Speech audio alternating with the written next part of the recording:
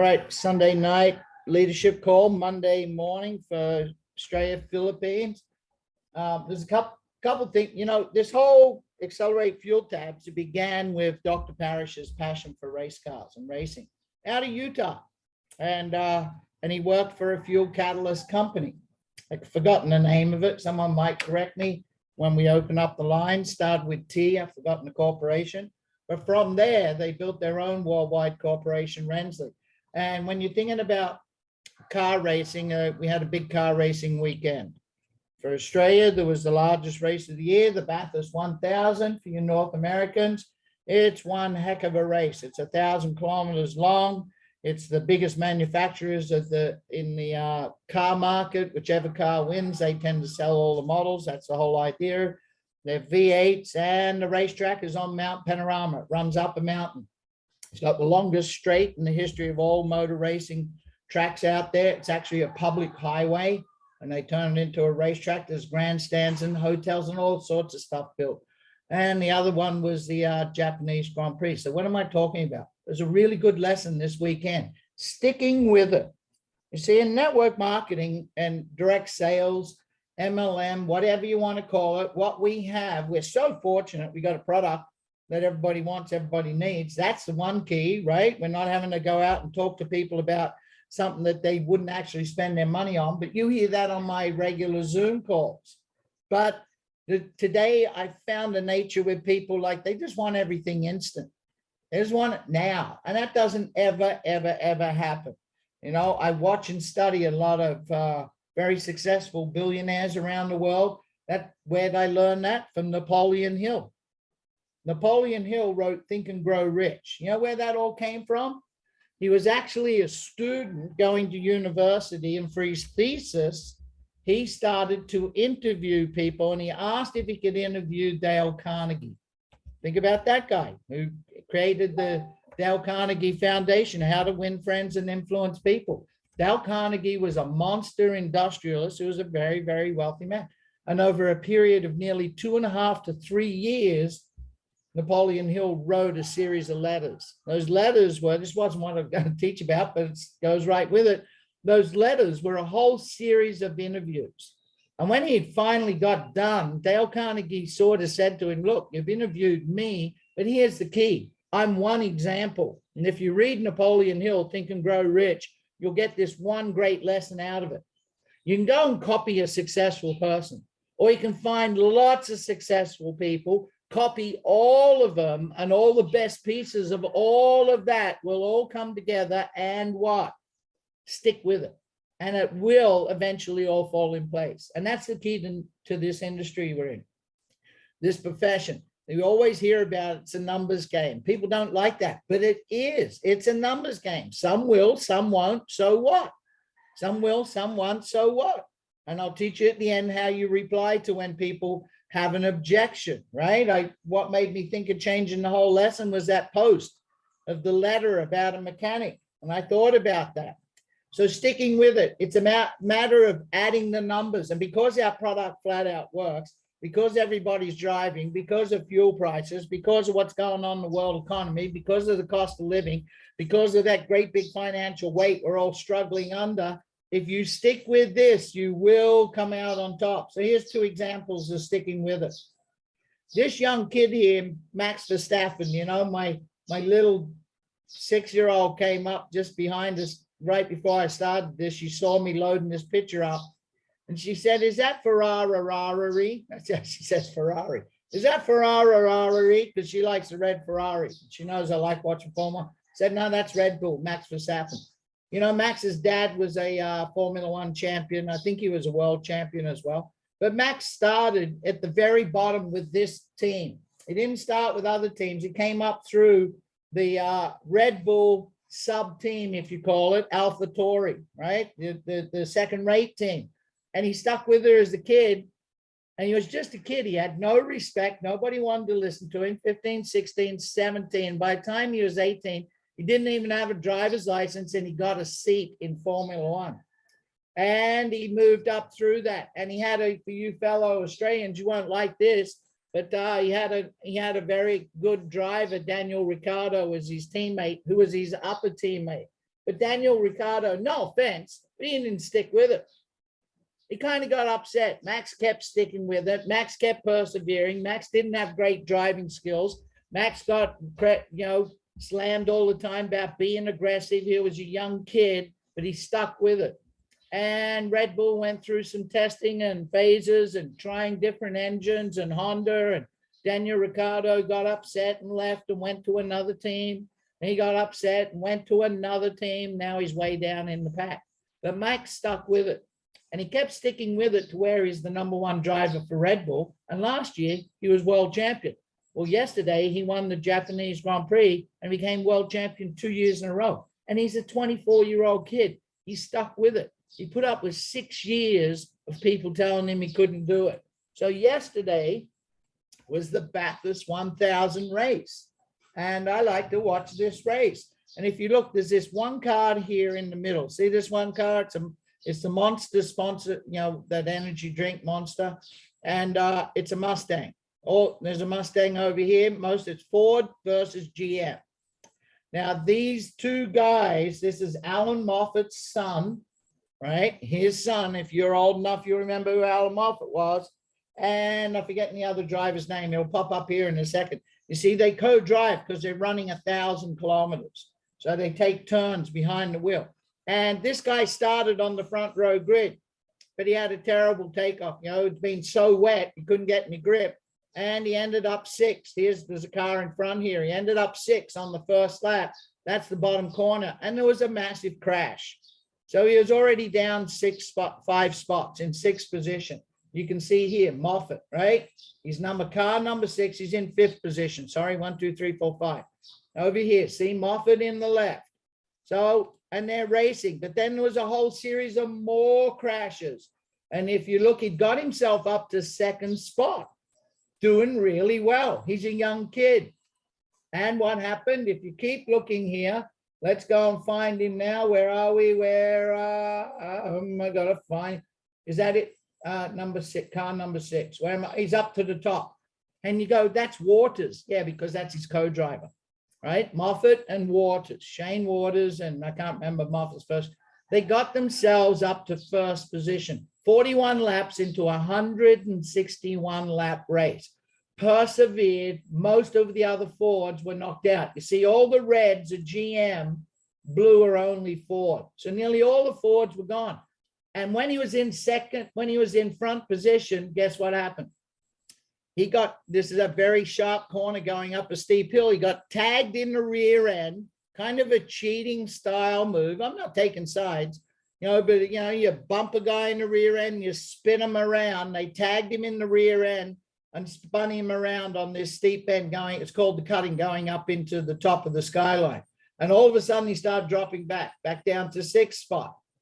And then he got left behind. Here's a snapshot. I wanted to do the film of it, but YouTube wouldn't let me load it up, so I couldn't do it.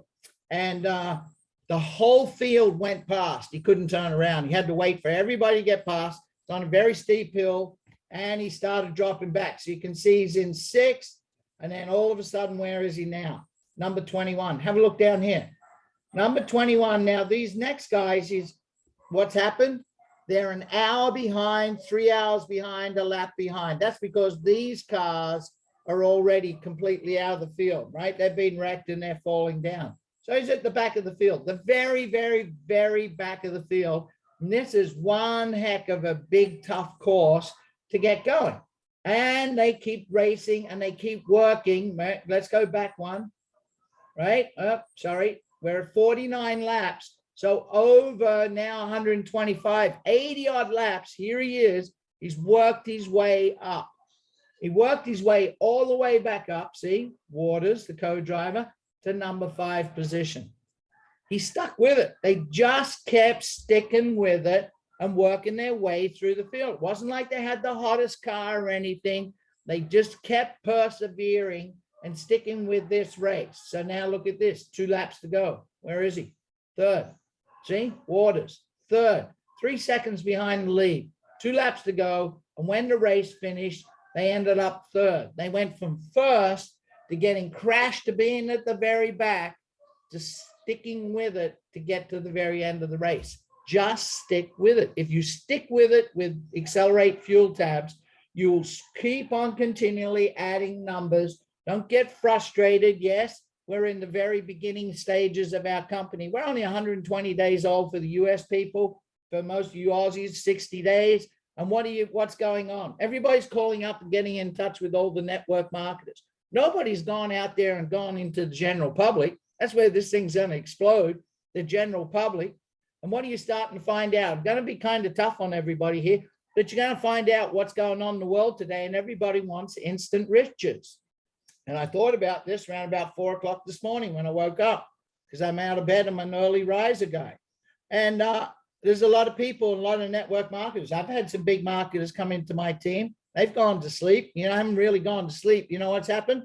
They got enamored by, they came from some shiny object, some load people up front, usually a crypto deal where they're out there getting people to put in $1,000, $5,000, $10,000, $20,000, and they're getting a great big commission up front. And they're used to making these $500,000, $2,000, $5,000 commissions, and they're going out of the gate. But you know what happens to 99.9? Well, no. You know what happens to 100% of those programs? They're gone and people lose their money. But they're used to getting that quick cash, right? And we're marketing a $25 product. We're marketing a $24 product. We're marketing a $60 product and a $160 product. So we're marketing a $7 and a $21 and a $50 fast start. No thousands of dollars fast start. And then we're marketing a $1, $3, and $8 a month monthly residual. But I was in a company that only paid $7 a month. $7 a month, and people only ordered once a month. $7 a month. Most of you guys know that company. The company paid me $6.8 million in 5 years and 3 months. So a small payout works, right?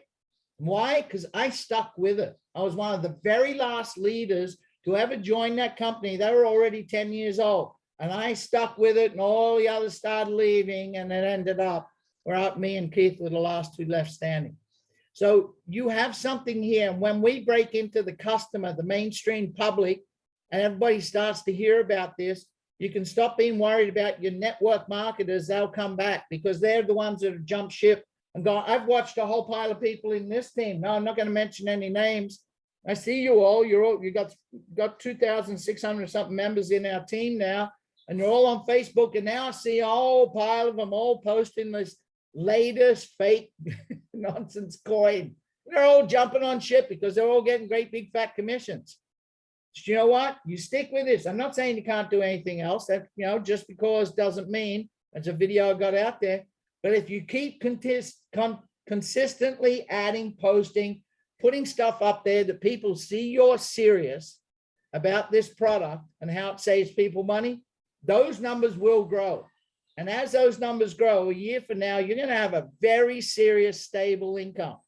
Or you could go back to the same well where people have lost their money over and over and over, and people aren't going to join or follow you anymore. Stick with it. That's what I want you to talk about. James Waters and Alan Moffat's, I can't remember his son, I think it's James Moffat, James Waters and James Moffat, they stuck with it.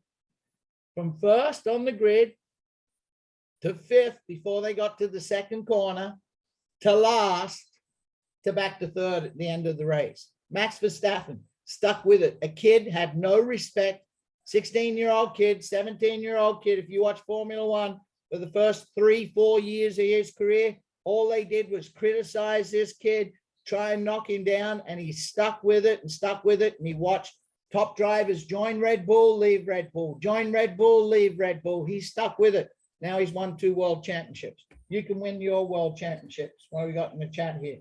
So this is a let's go to our participants, and I'm willing to open this up to pretty well anyone for Stefan. Yeah, here we go. Stefan just had a week off, big holiday with his family. Good to see you back on board, man. He's not that he had disappeared altogether. I just asked you unmute. You able to have a chat? Yeah, sorry about that. There you go. I'm going to stop sharing so you can find him. There he is. Check him out, man. Go ahead. Smiling eyes. That's me. So yeah, it's I mean, it's probably the best lesson you could ever learn is to stick with it, but also stay consistent. Right. I mean, it's staying the course is one thing, but if you're not doing anything and not consistently doing the right activities, the income producing activities, talking to people every day. I mean, Max Verstappen, you know, I'm not a big fan of his, to be honest with you. I'm more of a Leclerc, Lewis Hamilton fan personally. I was a bit disappointed yesterday when Leclerc spun out on the last, or not spun out, but locked up on the last corner and gave him the world title. But other than that, I respect the fact that, you know, this young guy, he obviously stuck with it, but he did what he needed to do to become the best driver in the world, right? I mean, he didn't just stay with the team, because there's a lot of guys who have been in F1 for a long time. There's a lot of, you know, guys who stay there. But you know, one of the examples that, you know, I always like to give is, you know, someone like Kobe Bryant. You know, unfortunately, he passed away in that accident last year or the year before. But he actually I saw an interview of his when he was 10 or 11. Like, he said that he was just like, he didn't score a point the whole season of his age 10 and 11, like around the age 10 and 11, didn't score 1 point in that entire season. And he went on to become one of the best basketball players in the world. But it wasn't because he was the best talent at the time. It was just because he just had this drive to be better and better and better. And he just did it, got up early, you know, kept shooting hoops, just, you know, training and practicing. But he went to work. I can add to that with you, Stefan. I watched a really good interview, a podcast with Shaq O'Neal. He's a big guy, and in NBA, there was a period where you went and got a big guy on your team, right? A big man, they were called. So Shaq was the big man, but then he was pulled aside by Phil. I can't remember the last name of the coach. He pulled him aside and he said to him, "Look, you're the big man, but you got to do this one more. You got to learn to do this," which was learn to shoot a 3-point shot.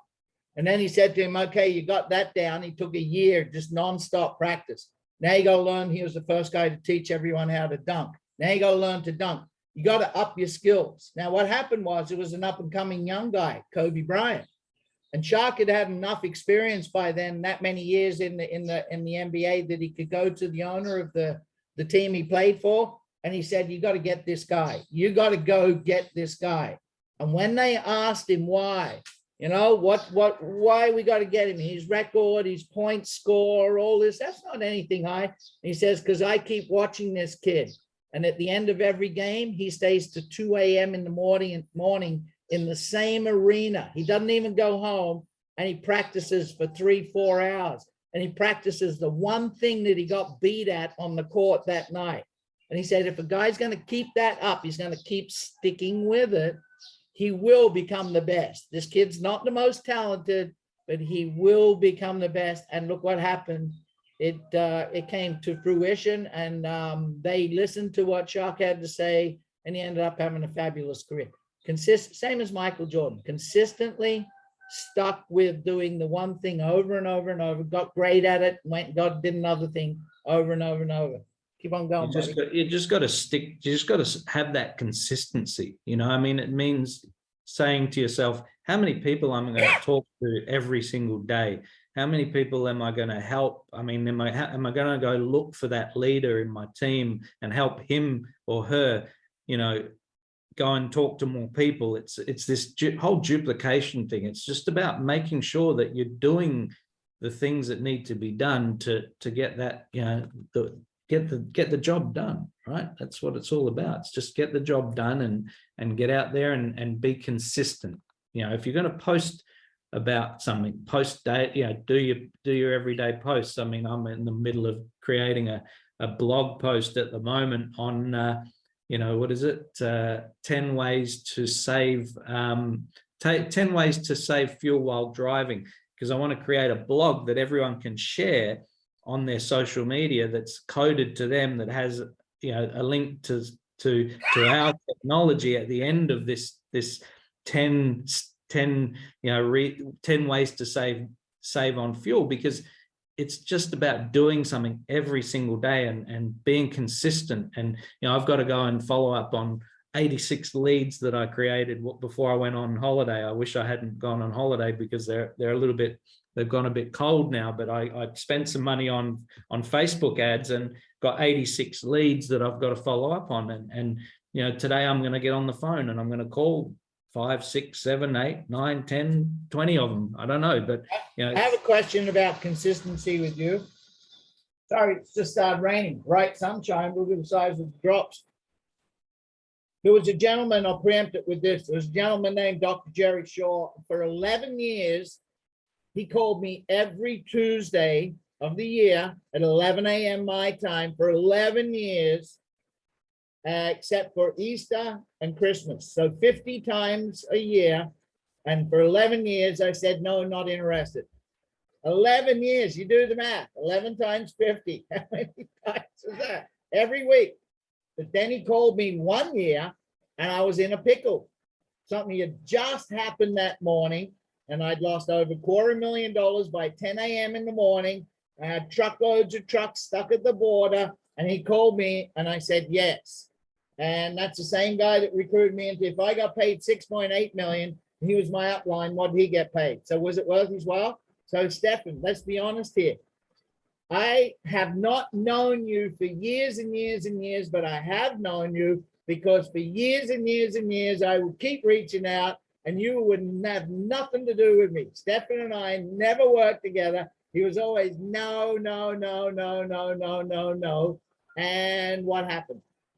And just by being consistent and constant, not hounding you, just once every handful of 60, 90 days, fall back, touch base, ask what's going on, look what he had. And by being consistent, look what happened. We kicked off, we got two gigantic Australian legs in this team. Stefan's team and Rick's other, there's a whole nother team with Ricky Smith, and they're both blistering along by being what?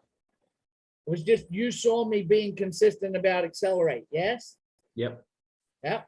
That's the key. Be consistent. Stefan's consistent, posting all the time. Be consistent. Ricky Smith, have you got more to say? Stefan, buddy, I see you're busy. No, I'm listening. Okay. Ricky Smith's another Aussie down there. Where are you, Ricky? I'm here, Malcolm, but for some reason my video's chosen not to work this morning. I don't know why, but I'm here, buddy. Every day he goes and he's kind of a marketer. Yes, he knows some big marketers, but every day he's out there, no matter where he's at, he chats to somebody about Accelerate. Whether he's at the docks with the cray boats, whether he's at the coffee shop, whether he's always chatting to somebody and he's asking me, pop on, I've got a guy here. Or he shows me what he just did. Share with me, just consistent, right, Rick? Yeah, you have to be consistent. I mean, every time I go out, whether it's for a coffee or to the gym or to the tennis or wherever I go, I've got my packets with me. I just sold, I think it was it Friday past there? Yeah, down at the marina again. And the guy who owns a coffee shop, I dropped him a wee message and his partner had mentioned that I'd been texting her as well and blah, blah, blah, blah, blah. Anyway, he picked me up outside the marina. We were just chatting away and he said, what's this product, blah, blah. And then he said, oh, I'll buy a pack. And then he ended up buying 3 for cash for $100. And I told him about the guy who had the crayfish boat just like 10 meters along from where we were standing, which is parked outside his coffee shop at the marina. I said I'd spoken to him a couple of weeks ago about the product. This is before my product had arrived. And the marina, the boat guy had expressed an interest. He says, oh, the guy's on his boat right now. Why don't you go and see him? I went, yeah, why not? Now, there's a wee lesson here as well there, because it would have been so easy to walk past that guy's boat and say, maybe not, maybe another day. Once I pick up the courage, I'll go back and speak to him. I just went to the boat. I spoke to the guy. I said, "Oh, by the way, I've just spoken to Gary from the coffee shop. He knows Gary, obviously. Gary's just bought 3 packs off me. I've got this product." He went, "Oh yeah. I remember you spoke to me 2 weeks ago." And he says, "Yeah, I'll buy a couple of packs off you then." And I said, "Look, why don't you buy 3? It's $100. So he reached into his little cabin on the boat, took out another $100 note, and bought another 3 packs. And honestly, it was within 15 minutes, both transactions had happened. And I was cock I was bouncing up and down on that marina because I just sold 6 packs for $200, you know. So it more than paid for my coffee for that week. But more importantly, it was 2 guys. They're not network marketers. One's a coffee shop owner and one's a crayfish boat owner, you know. But the crayfish guy, I mean, he knows every other boat in that marina. There's probably 150 boats sits in that marina most days. The coffee shop guy, he's got one of the busiest coffee shops that I've ever been to, put it that way. So the possibilities are there. So coming back to your point, Malcolm, about consistency, yeah, sometimes things do take a while, guys, to build, right? And it can be frustrating at times, and there's going to be days when you can see it far enough, but you've got to make a decision right at the start that why you're doing it in the first place. And if that why is a huge why, and it has to be a huge why, and it's got that burning desire, fire going inside your belly, then you just stick with it. Good days and bad days, it doesn't really matter. Because eventually, if you continue to do what you're supposed to do, and that's just speak to people, eventually your business will grow. No doubts about it. So thanks, Malcolm. Part of being consistent is commitment. Commitment, yeah. Philip Coyle. Yeah, I know we don't call people up and tell them what to say. This is spur of the moment. Philip, I'm not sure if you're out there in your truck or you're home. Phil's over in North America. Phil's a guy with, I've asked you on mute, Phil, if you can. Phil's committed. He wrapped his truck. And then Phil goes to events, right, Phil? Are you out there? Are you able to jump on the call with me? Hey there, Malcolm. There I am. Go ahead. Yeah. David. See, Phil's committed. He got committed. He put some money into wrapping his truck. He got committed to buying large packs. He got committed to going to events. That's one heck of a rig. I see your mates have that. I kind of haven't figured it out what sort of, it's a wild vehicle they carry around in the back. But go, like Phil's committed. Share some of your commitment, Phil. Well, just to show what we did today is I went and did a franchising event that here in the USA. It's sponsored by a company that's out of Canada. And somehow I got an email about this thing called Business Exchange. So I started following it for a little while. And I got a hold of the director, Dennis, and they had this franchising show at a local event on people that wanted to start a business. It was both franchising and business opportunity. So me and my business partner, Joe, we ended up renting a booth for the weekend. And we had a pretty big space. It was a 10 by 35 foot space. We had so many people from Canada, United States, different states, people that are in logistics, shipping. We set out our displays and people were buying product, and now they're going to be out there doing their testing and the videos. We signed up probably 10 people this weekend. I just signed up before the shows stopped. The guy sells high performance injectors to race car companies, and him and I are going to meet on Wednesday. He just bought the 10 pack for the $160, and he wanted to buy the $1,500 pack today. And but I just saw as I was on my back office, he ended up getting the 10 pack. So he gets back in town on Wednesday, and so we're going to meet because he has connections in Australia, Philippines, Canada, and here because he ships high performance racing parts all across the world. And if I didn't go to that show, I would have never met that guy. And so, yeah, I'm in the public view. I'm taking the risk. I am putting a lot of money into it versus what I'm making, but you have to invest, and you're going to have to get your name out there. And a guy bought $100 worth of product today, and he's got 95 trucks going to Florida because of the hurricane. So he's going to get some vehicles and do some testings. And he said, if this stuff works on my big trucks, you know, it's going to be a big order and a great guy to have in our business. So basically I'm creating partnerships, I'm creating friendships, and I'm creating a good team. and it does take time.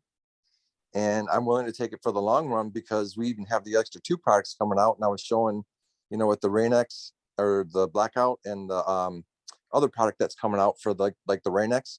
Yeah. So people are excited to see other things coming aboard other than just a fuel product. Right. Fuel products are cornerstone. You always want a cornerstone staple product that every single person wants, every single person needs, and every single person, we're fortunate, can save money with. So that's the key. You never want to get away from the fuel product, but then we're going to add more and more products to the shop. Some of you will go, oh yeah, but I'm not Phil Coyle. I can't afford to wrap my truck. It's not about that. You see, Phil's consistently going and putting himself out there. And by doing that, just like Rick, you never know what happens. And this gentleman with the trucks, he comes on board. And then we know the product works. So what happens with that guy? He ends up reordering every month. And then in Phil's business, he's got a solid customer that keeps reordering, which is a lot of volume, which is more money every single month. And so you've got this. And then next month you add 1 more or 2 more. It's like building Jenga or whatever the game my kids play when we go out to eat. And you just keep adding these blocks on top. And over a handful of months to 6 months, all of a sudden you got yourself a $2,000, $3,000, $4,000, $5,000 a month income coming in. And then from that point, when this thing hits the general public and the general public start hearing about it, instead of just the network marketing circles, what's going to happen? You'll be sitting on top of a gold mine. You'll be having a great business. There's another guy out there. Hey, Malcolm. Yes, go ahead, Phil. Can I say one more thing? Yeah, go ahead. Keep going. Okay, my business partner knew a friend. She's a model. So we actually hired her for Saturday to pass out flyers. We actually brought her into business and she sponsored 3 people because everybody wants to be obviously doing business. And so she got 3 people in the business. She got one guy to make a $160 order, and he's actually a pastor at a church. So when he was hearing our testimonies about how we can help, and holidays are coming up, so you can actually take this business and kind of do a fundraiser. So once you buy a product like this, it'll keep coming back because it's a consumable product for your vehicle. And I said, anytime people do a fundraiser, when it's over, it's over. There's no more residual income. So I told them, with this company, you can pass this through your congregation. And then every time people run out, they reorder. Your church and your organization is always going to get to continue residuals from that order. So I was pretty excited. So he signed right up. And she was like, I wasn't coming in this to get into any business. I just was going to go ahead and just pass out flyers. And then to come to find out, she works for what we call the Carpet Guys here in Michigan. They're a very, very big company that does carpet and flooring. She's been there 8 years, and she drives 80,000 miles a year on her vehicle, and they don't provide vehicles for their reps that go out and do all the bidding on the jobs. So she got in because of that. So it was kind of awesome. We did one thing for her. If you got a fleet of people working with you and they utilize their own vehicle, why wouldn't you say to them, look, I can help you with the bottom line. I'm gonna help Well, that's what she got excited. She got so excited about that. She goes, I wasn't thinking about getting in, but she got in. And so it's pretty awesome that just by doing one thing led to another, and now she's in our business. So we got a couple people with their hand up. Now I'm going to preempt this. Alan, Massey, Aldrin, hands up. This is a leadership call. This is not a call to complain or ask a question about when's the Philippines going to get their product or something like that. So Alan, go ahead. I'm going to ask you on mute. Have you got something positive to say for us here? Yes, we got Aldrin on board. I'm just listening. And that's why I've just got him to put his hand up. He can make some comments of what he's got from this meeting. Okay, who's that? Somebody interrupt. Aldrin, he lives in the Philippines. Hello, good morning. Yeah, good morning, Aldrin. Yes, this is Aldrin Sarapian. Actually, to be honest, I'm not good in English, but I try to ask a question as my concern. Can anyone give me a Philippine price for deliver one pack? I saw that. I can't.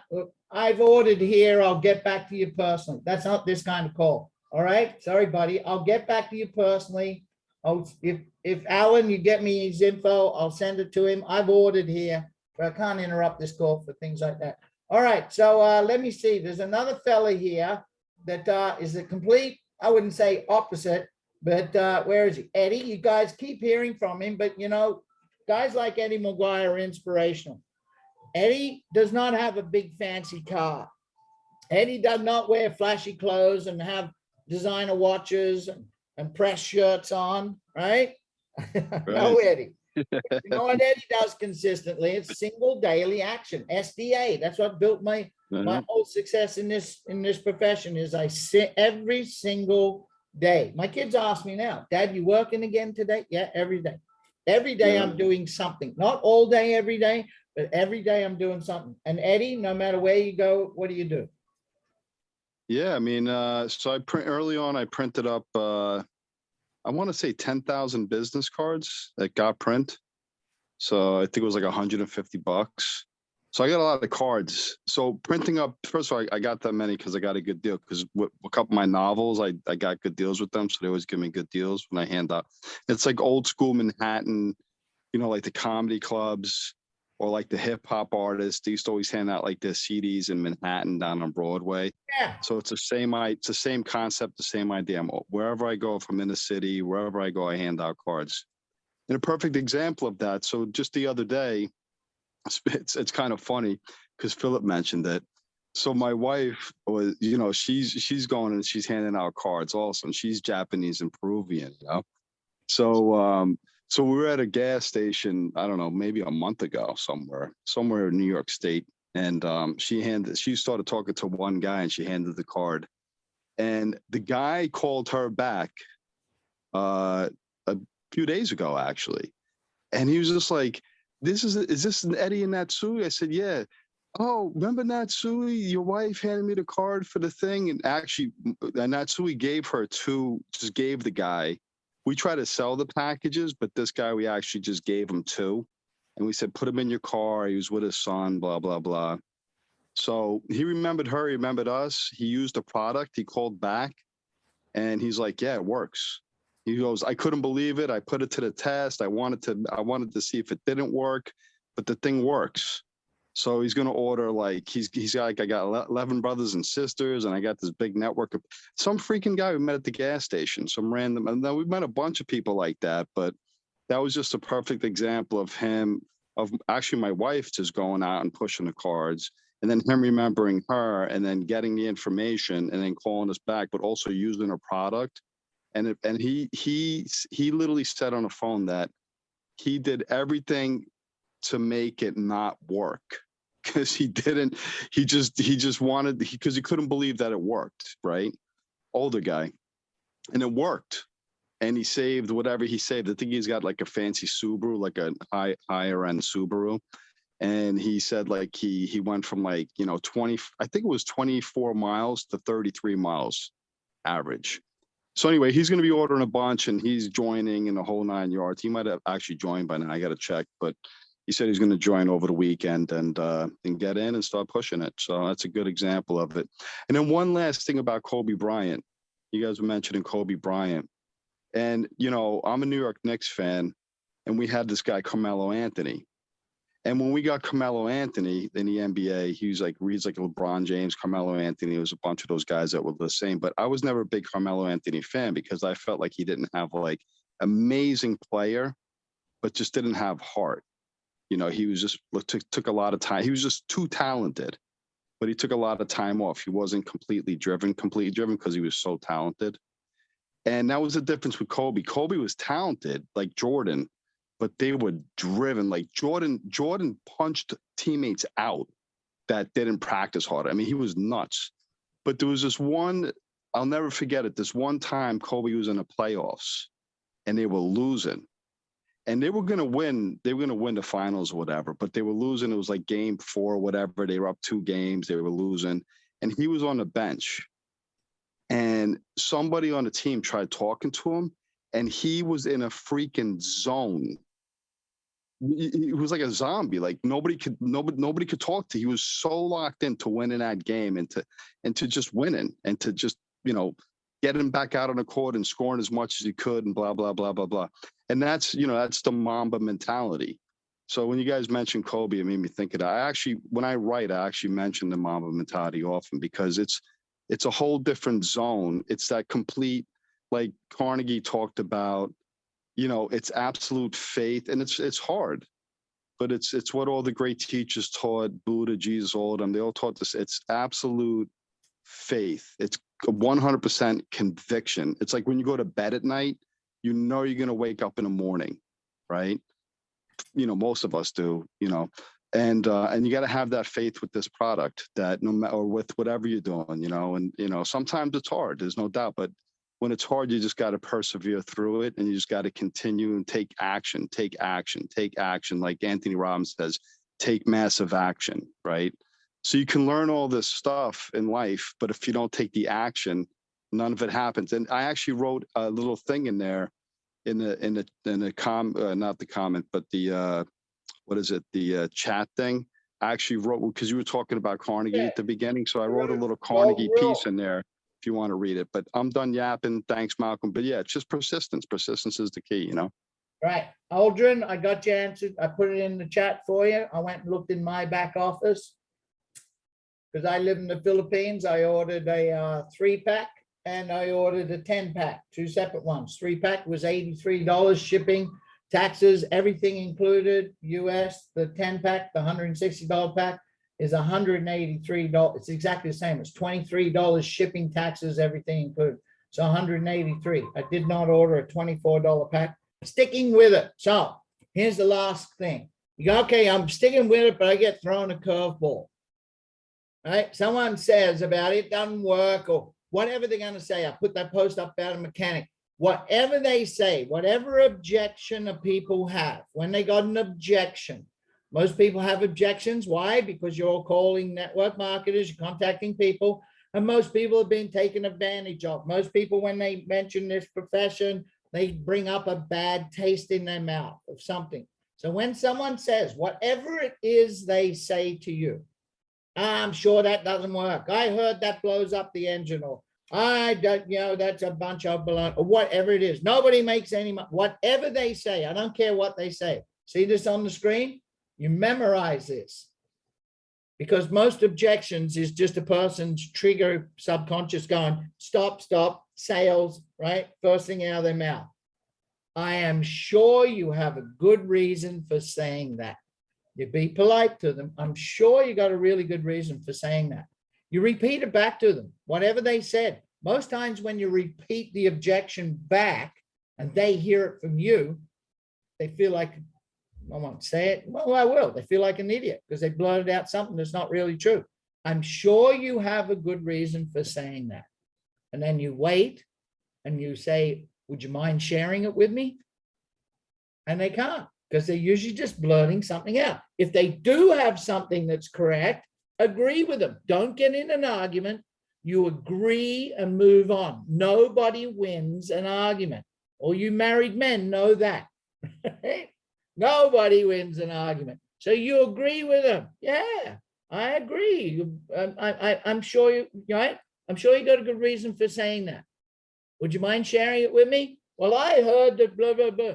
Well, yeah, I understand if you heard that, right? You agree with them. I understand you'd have some misgivings. I understand most people but don't make money. You probably didn't make money last time you tried selling. What was it? And he tells you, yeah, well, not everybody wants to lose weight.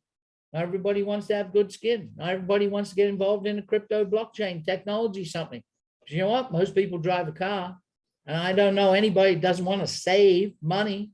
Everybody wants to save money, right? You're just feeding it back to them. You know, I kind of have this thing.